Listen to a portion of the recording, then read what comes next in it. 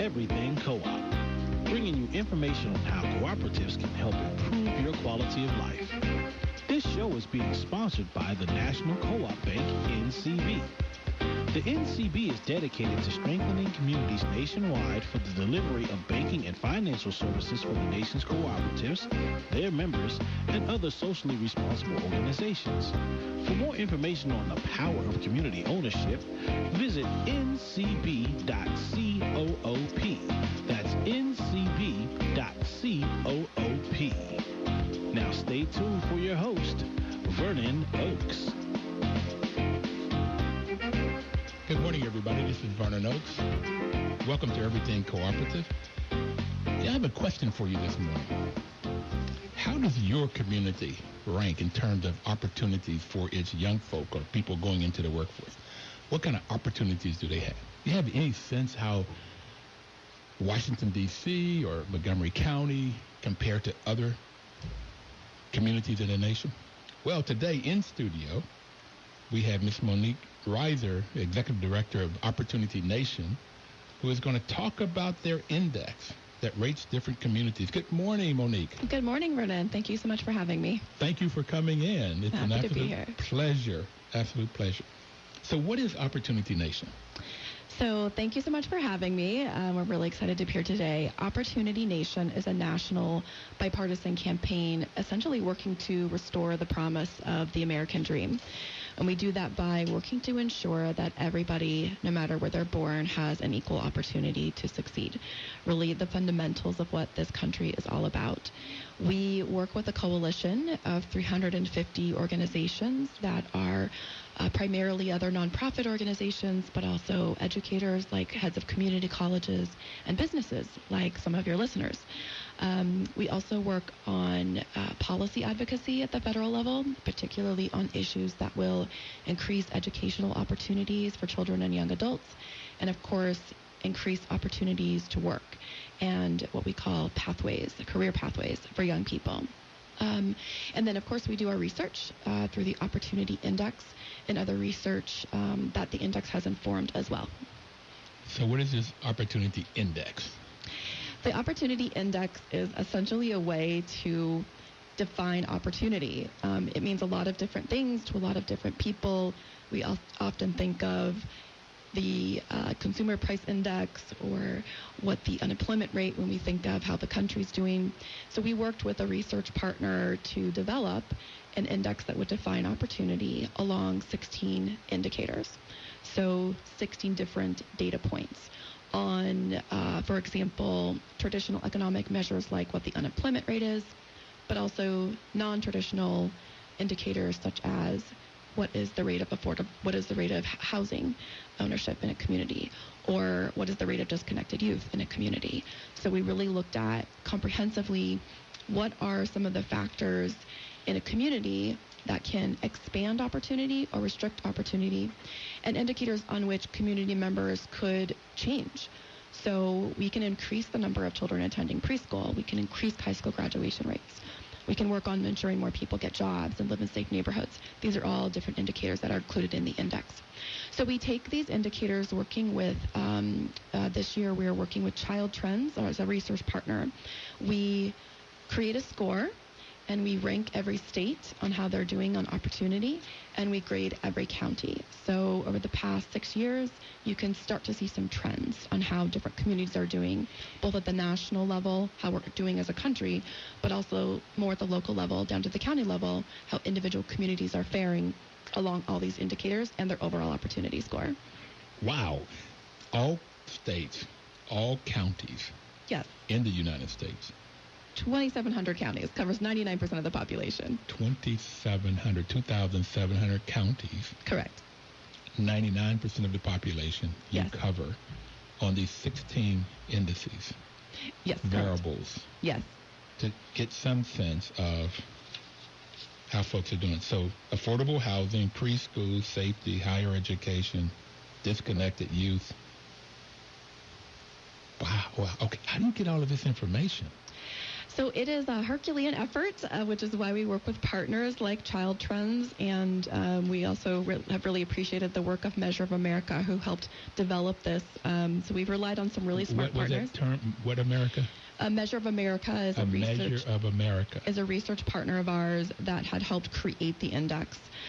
So we've worked with a lot of different research partners to essentially gather all the data, which is all publicly available from primarily the Census Bureau, but also Department of Justice statistics, Health and Human Service statistics, Department of Education statistics. So all publicly available data that we essentially do fancy math with to equalize these different indicators and create a score.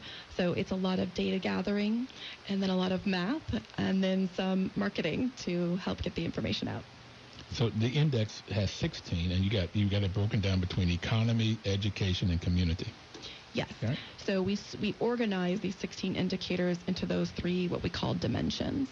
And so you can look at the score of each dimension and how that has gone up or down, and then you can dig deeper into what specific indicators are driving scores up or down.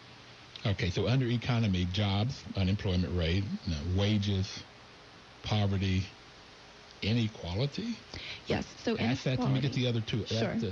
So inequality, assets, affordable housing, and internet access. Yes. So you've got under economy 1, 2, 3, 4, 5, 6, 7 different variables under economy. Yes. How do you measure inequality? So I'm really interested in that because I'm a black male and there's so much inequality in my life. So I hear you, Vernon. Okay. I'm a multiracial single mother of color, so I certainly understand how inequality resonates, particularly with communities of color. So the inequality measurement is the Gini index. This is a pretty standard way to measure inequality, and it essentially looks at the top 20% and the bottom 80% on their income levels. So what share of income is held at the top 20% and the bottom 80%. And that's an important indicator because while some of the traditional economic indicators like unemployment and wages have improved, more people have jobs, unemployment's been down below or around 4%. Wages have just started to improve, I believe, starting in 2015, but inequality continues to increase. So it means the divide between the top 20% and the bottom 80% is increasing, and that's very concerning for a country with our values, right, that wants to provide equal opportunity for all. Well, that gap is getting larger. It is. And you talk about 20 and 80, but I talk about 1% and 99%. Yeah. And it's like, it's very, very interesting. I don't have the numbers on the top of my head, but it's something like the 1%ers, was it 60% of the income? And the rest of us divide 40%. It's some number like that. It's really way off. And when you start talking about wealth, yes, how much, and that's why they can make so much money, because they have the money, and this is a capitalistic society, and so when they invest their money, they don't have to work. Yeah, it's a complex problem. So the 2080 measure is it's a pretty consistent way, at least the country has used that measure. And I think that a really good book to read if you want to better understand the 2080 dynamic is Richard Rizer's new book, Dream Hoarders. Dream Hoarders. And he makes the argument, he's a fellow at the Brookings Institution. He makes, and I should say a friend of Opportunity Nations, he makes the argument that while the 1% certainly has accumulated a lot of wealth over the past few decades, the top 20% has a real role to play in providing more opportunity for others. So it was an interesting message because it was a call to action to more people. The top 1% is not a lot of people, which is, a challenge that very few people hold a lot of the wealth. But the top 20% is many more. I don't have the numbers in front of me. And what I liked about what Richard was having to say was it was a call to action for more people to do something about this growing issue of, call it inequality, call it unequal access to opportunity. And I had to stop and think about this message she was putting out, because I grew up in the bottom 80%. I grew up in a low-income family. 4 of my 5 siblings didn't finish high school. I became a young single mother. And, you know, the chance of me making it to the top 20% statistically it's like 7% of children born in the bottom fifth make it to the top. 7%? That many? That many? Yeah, I think that few. Not many children today can be born in poverty and rise to the top 20%. So if you divide all the incomes into fifths, the top 20%.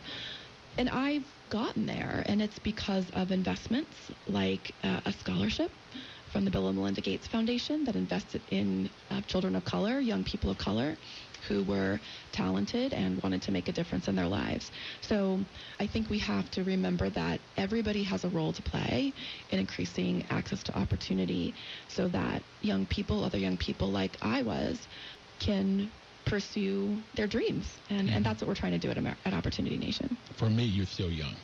Thank you. I just sent my son to college yesterday, so I'm not as young as I might seem. And that's part of the story, right, is I was the first in my family to finish college. My mother was 19 when she had me and wasn't able to complete her education, her high education. It was an incredible moment, 2 days ago, to drop my son off, who I had when I was 20 years old, and not sure what his future would be or what my future would be, being sort of a young, unprepared mother. And, you know, we did it. He got there. Fantastic. And it took us, 17 years, but we did it. 19 years, we did it. So I'm from Bluefield, West Virginia.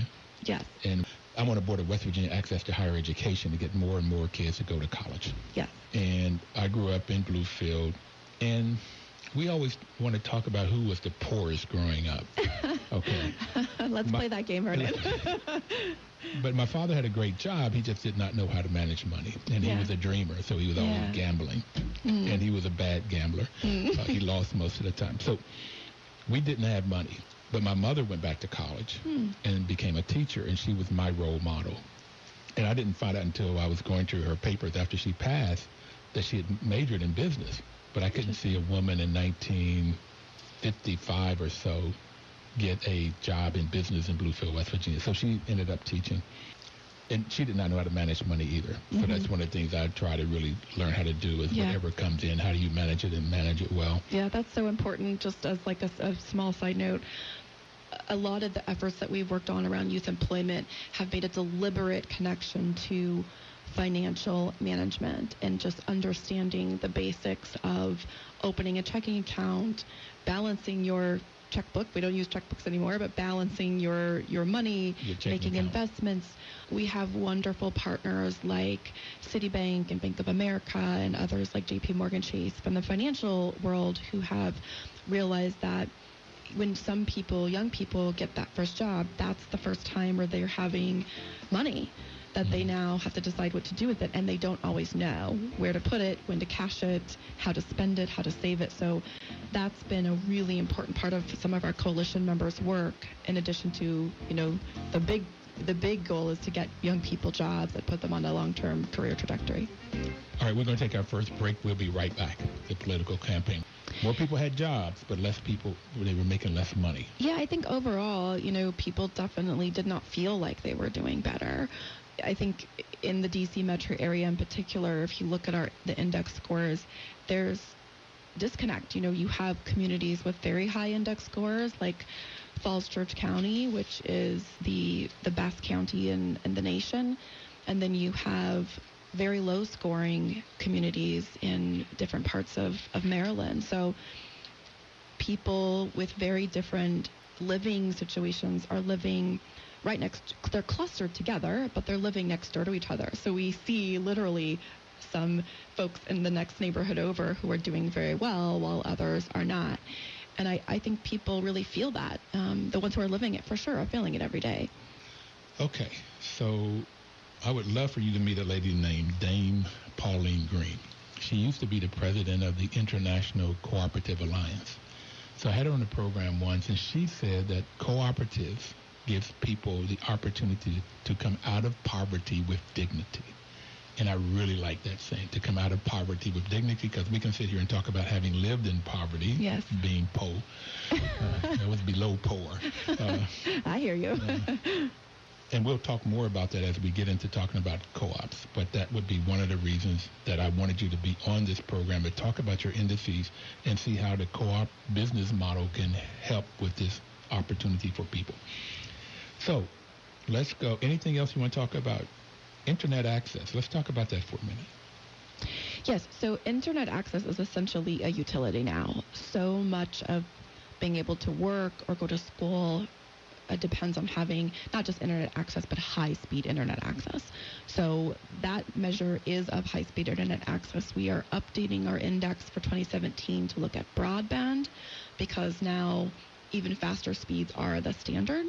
And when you think about a community where you came from and where we met, there are many communities that don't have any internet access. So think about the barriers to opportunity they have if they can't find information, complete an application to get a job, or complete a FAFSA to go to school, to go to college, if they don't have internet access. Plus, there are just opportunities like in the makers movement, whether you're creating something and selling it on Etsy, you need fast internet access. So it's just critical that people have it, which is why we include it in the index. Affordable housing? So that indicator looks at people who are spending less than 30% on their housing, just sort of as a standard measure. I think just for good financial practice, you shouldn't spend more than 30% of your income on housing. So if somebody's spending less than 30%. That's good. That's great. Yes. So what if somebody's spending 60% of their income on housing? I hope no one's spending 60% of their income on housing. And I say that meaning no one should have to spend 60% of their income on housing. You need to eat, you need to travel, you need to have a high quality of life. You know, when you talk about your friend and the idea of having dignity, I think that's where this is an issue.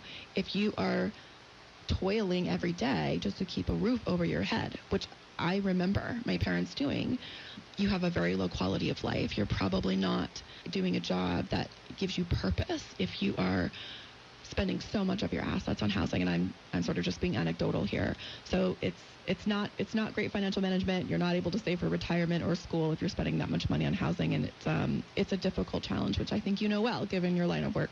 Yeah, I do property management, and so that's why I know that there are people that now 40 to 60% of their income, particularly in areas like New York City, California, almost all of California, but definitely LA, San Francisco, San Diego, and now DC. Yeah, so I mean, part of that equation, of course, is wages and what people are making. And, you know, today, a high school diploma is not enough to sustain a family for most jobs. 65% of jobs by 2020 will require a post-secondary credential, which is why it's one of our main goals is to increase the number of young people who get some level of post-secondary education. It doesn't have to be a bachelor's degree. That's definitely one way. It worked for me, but for many others, community college, trades, I think we're seeing a lot more conversation about the multiple ways that you can make a living and make a living that you love. Make a good living. I have a great example of that. My neighbor served in the Marine Corps for 10 years.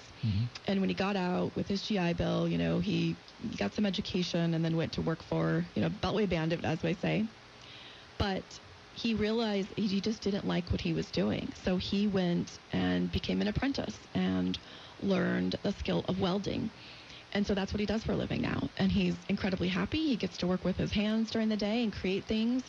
And I just think that's a really good example of how we need to change the message around what type of work that we're doing. Got it so much. And that's what, with West Virginia access to higher education, we've found things like just getting kids on a campus tour. Yes. Does so much to get them to see Definitely. that they can be there. But we have David on the line. David, you have a question or comment? Oh, yeah, morning. I was listening with interest to your guest. Going to ask first, is she an economist? I am not an economist. I studied journalism and information systems management. So I had an interesting route to this job that I have here. I see. Well, yeah, if you get into publicity, you've got to learn all those facts in order to disseminate them right. So that's good.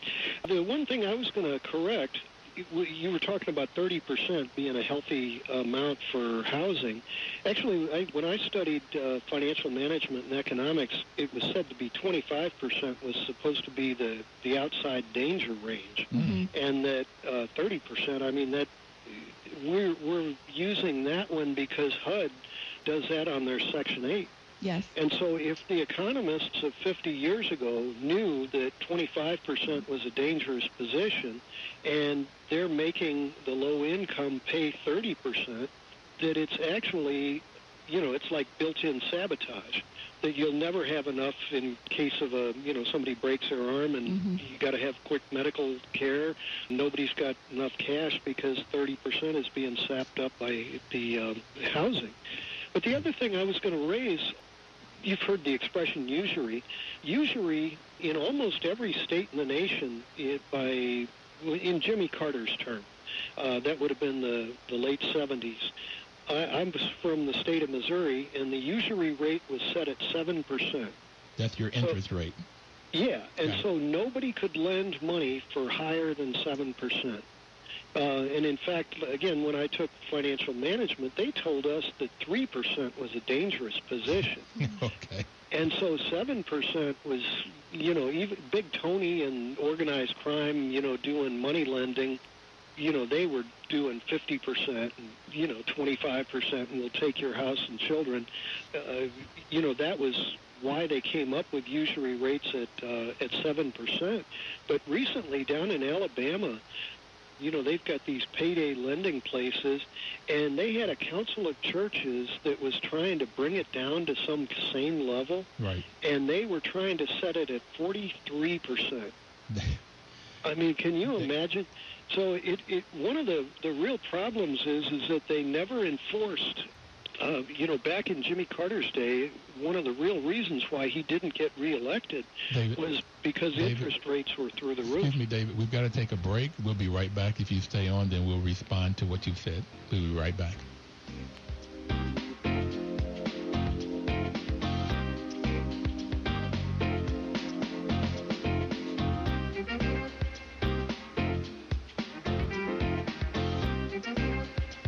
Washington, D.C.'s News Talk, 1450 AM WOL and 95.9 FM. Welcome back, everybody. This is Vernon Oakes. The National Cooperative Bank sponsors this program just because they want to get people to understand what a cooperative is and how it works. NCB's mission is to support and be an advocate for America's cooperatives and their members, especially in low-income communities, by providing innovative financial and related services. So I think NCB would really like this program, Nation Opportunity Index. David, what was your question about users or usury? Oh, well, it was just that the usury laws were really never enforced. And so America got tricked during Jimmy Carter's term by almost every state in the nation refused to enforce their own usury laws. And so they basically allowed the baby boom to just get cheated beyond belief. And, for example, if you look at VA, like VA soldiers' housing benefits, for World War II and Korean War veterans, VA let them have a 1.5% housing note. 1.5%. And I think the Vietnam vets got stuck with like 4% or something like that. I've forgotten the number that the Vietnam War vets got stuck with, but it was a 1.5 for Korea and World David, I got it, but I've got to get back to Miss Monique because we have a lot to cover. So thank you very much. Yeah, my pleasure. All right. Bye now. With that index, and usually what he's talking about is when people have to pay more and more of their dollars for loans or credit cards or whatever, then they have less money for everyday life. Yeah, and I think this goes back to the conversation about financial readiness. Young people, I think maybe just in the past few years, I've realized the incredible impact of my FICO score, that might get a lower interest rate if my score is higher. Well, it takes time and discipline to have a great credit score. And, these are, I think, complicated pieces of information that unless a young person has someone in their life explaining this to them and helping them understand why even when they're 18, 19 years old, getting their first job, making decisions about how they spend their money and building their fundamental spending habits, it's so important that they start that early. It's hard to turn that ship around once you've already gotten into a little bit of debt. So the financial readiness piece is incredibly important when we're talking about opportunity. Well, you just mentioned young people, but everybody. Definitely everybody. If they start young, hopefully when they get older, they've got some good financial muscles going. Being in property management, I'm looking at people's credit scores every day. And no, it does not. It's hard. Now, I've been managing mine. Mine is 792 now. That's the highest it's ever been. I'm trying to get it up to over 800. Because what's so interesting when you look at it and you start studying it, when you get 130-day late, it drops you like 50 points. See, now, I don't even know. I just know I paid off my student loans last month, or 2 months ago. So I saw my credit score rise when I did that and paid off a credit card. But it is hard. I mean, life happens. Whether you have a medical emergency or your kids need something, life happens. And so being prepared for it is the best thing we can do to shield ourselves against, life happening and not having to take out credit and overspend. It's tough. Well, my mother used to have a saying, and we'll try to get back to the index. There's always something. That was her favorite saying. There's always something. And she would always be borrowing money from me for that always something. And at first, I wouldn't have her to pay it back, but then I had a mommy fund. So I loan her money, she'd pay me back, and then she'd borrow back, and I loan her and pay me. And it went like that. And I wrote her a letter, and I thought she was going to disown me. And said, there's always going to be something, so why don't you save for it? Yeah, I mean... You don't know what it is. I think, so you make an important point. I think that in communities of color, my father was African American, we see more families doing that. So I'm the first in my family. Doing what? Loaning money to their family members. So the money you're loaning or giving to family members, you're not probably investing it. You're not building your own safety net. You're not maybe even buying your own home because you are diverting some of those funds. I mean... This is why the issue of opportunity is complex. We don't have a measurement in there for how many young people who are coming out of poverty are also supporting their parents or their grandparents. But they're out there. When I was a Gates Scholar, I certainly had peers who were, we were getting these very robust scholarships, and we were helping our parents. Yeah. It's hard to get ahead and build a life of security for yourself and your children if you're still helping the generation behind you, which is tough. These are family members. We want to be there for them. Okay. Let's go to education. Yes. Because for me, I've taught for 12 years of my life, and education turned out to be, and that's what my mother ended up doing. So it's critical for opportunity, as you've already mentioned. And you look at preschool enrollment, on-time high school graduation, and post-secondary completion. Yep, those three. Education. Correct. We look at the big three. So the good news story here is high school graduation rates have improved pretty dramatically over the past 10 years. We're now at about 83% of young people who graduate within 4 years. There's definitely discrepancies depending on which community you're in, but it's a really important milestone for every young person to reach. So we work very closely with partners like the America's Promise Alliance, which one of which their big campaign goals have been to achieve a 90% high school graduation rate. And there's only one state, I believe, right now that has that. It's Iowa. Wow. They're well above 90%, actually. Incredible. And we have a good friend who runs Des Moines Area Community College, and it takes those kinds of leaders to see change like that. These are individuals. These are young people with different challenges and opportunities. So to get all of them moving towards that goal is difficult, and why it takes national campaigns to get the messaging out and talk about solutions at scale. With West Virginia Access to Higher Education, when we take kids to campuses and they see that they could go to college, their enrollment increased. They went to school more often, and they got better grades because they had hope. Absolutely. It's incredible. So I brought my 13-year-old also when we dropped off my 19-year-old at college 2 days ago, because I wanted him to see this experience, to help his brother move in, to look at all these young people, excuse me, and for him to see that can be his future too. I also told him recently that he has a college fund. And that's important because we know that children who have college funds in their own name are 3 times more likely, children in poverty who have college funds in their own name, are 3 times more likely to go to college and 4 times more likely to finish. There is a bill sponsored by Senator Marco Rubio and Senator Chris Coons, a bipartisan bill called the American Dream Accounts Act, that would provide children's savings accounts. So children in poverty could get savings accounts and provide financial education to increase their chances of going to college. These are the kinds of very common sense bipartisan solutions that require financial institutions, so private sector organizations, nonprofit organizations, educators, and parents that all work together to achieve these kinds of outcomes for young people.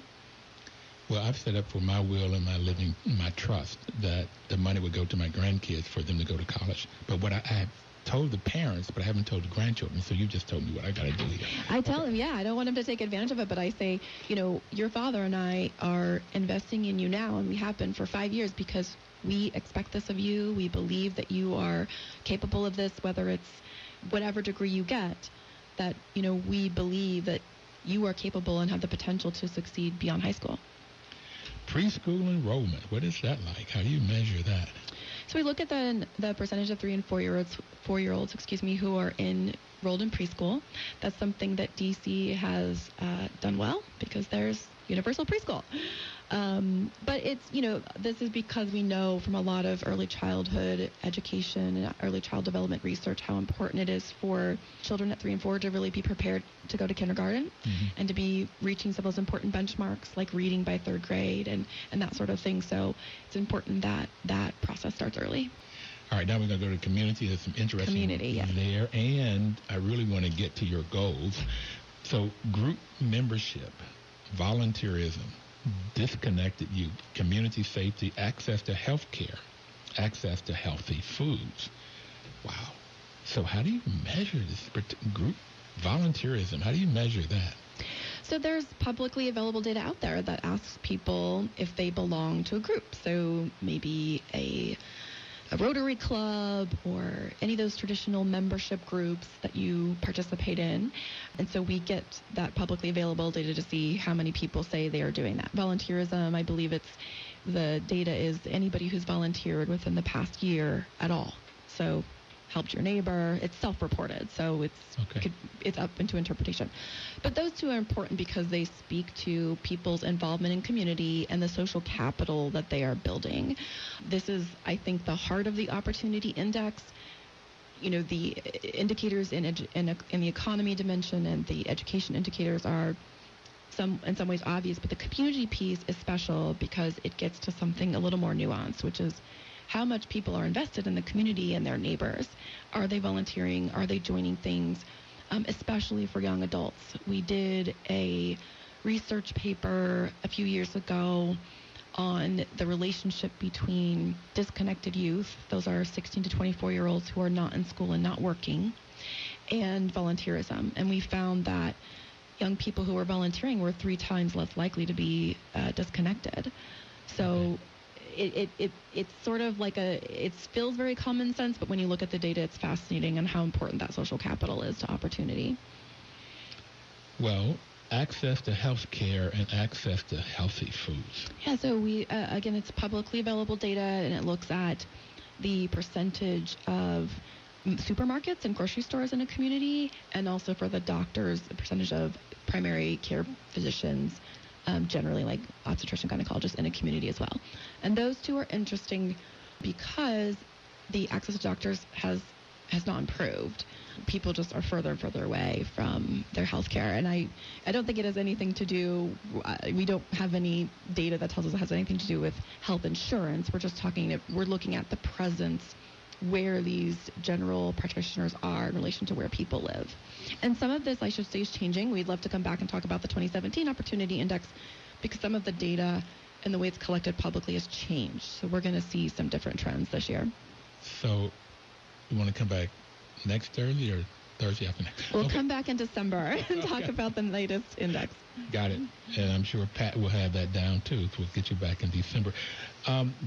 Vincent Gray, who's a council member for Ward 7, used to be the mayor, has some bills in place for Ward 7 and 8 to build a hospital in Ward 8 and build a couple of grocery stores, one in Ward 7 and one in Ward 8, because the data says that those are food deserts. Mm-hmm. And I did testify in front of him and some other council members to look at, in both cases, cooperatives, because food co-ops work really well, and they work better for particularly, co-ops work really better for social capital. Yep. And financial. So when you start talking about economy and community, the co-ops have come out, and there's lots of research on that. So we'll try to get you some of that information. And he was quite interested. Community safety, and then we're going to move to your goals. Community safety, so that looks at the rate of violent crime. And this is, I think, a statistic that surprises people. Over the past 6 years of the index, violent crime has actually decreased 15%. It's one of the reasons overall the nation's opportunity score has improved, because certainly there are some communities that are living with I don't hear about extraordinarily high levels of violence. I don't hear about Chicago. Yeah, and I think, this is there are two messages here, right? That, overall violent crime has decreased in the country. That is just a fact. Okay. Certain communities certainly are experiencing high rates of violent crime, but it is misleading to say that overall, the country is more violent. All right, we're going to take our next break. And then we're going to come back and talk about your goals and your principles. And this is our final break. Okay. We'll be right back. Don't touch that dial.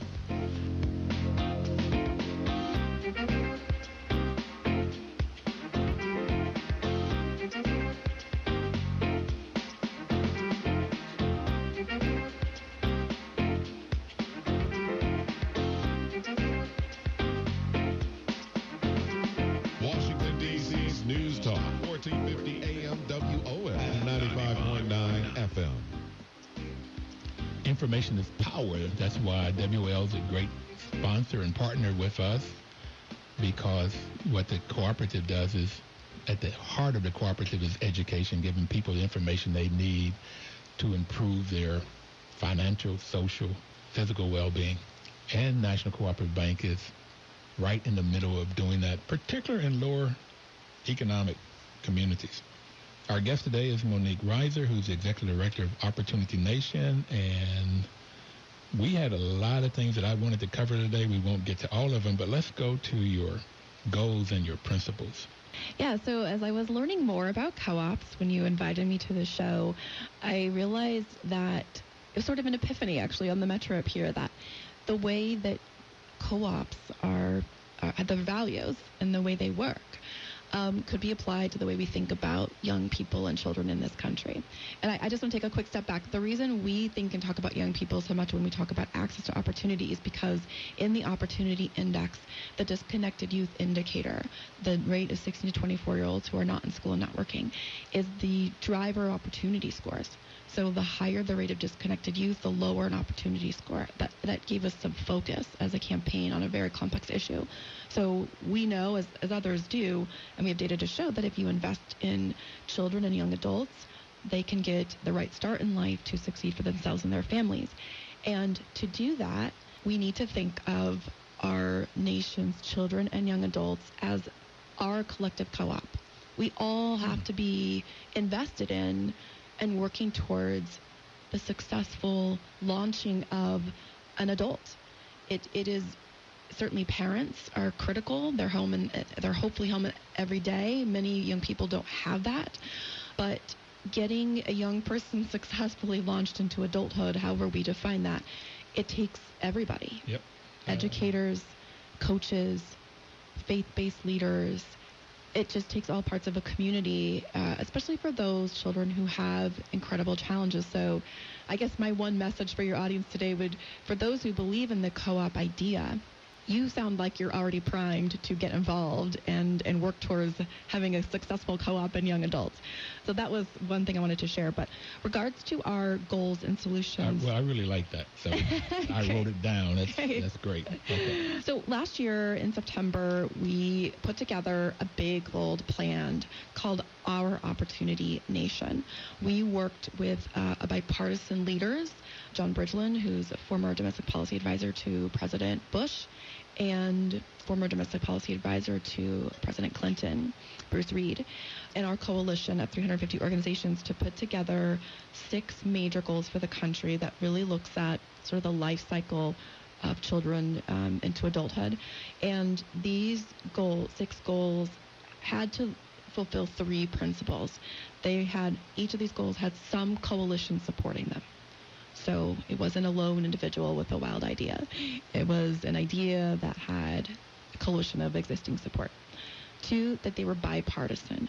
That is, it seems more difficult than ever, but it is, bipartisanship does still exist, and these ideas have bipartisan support in some way.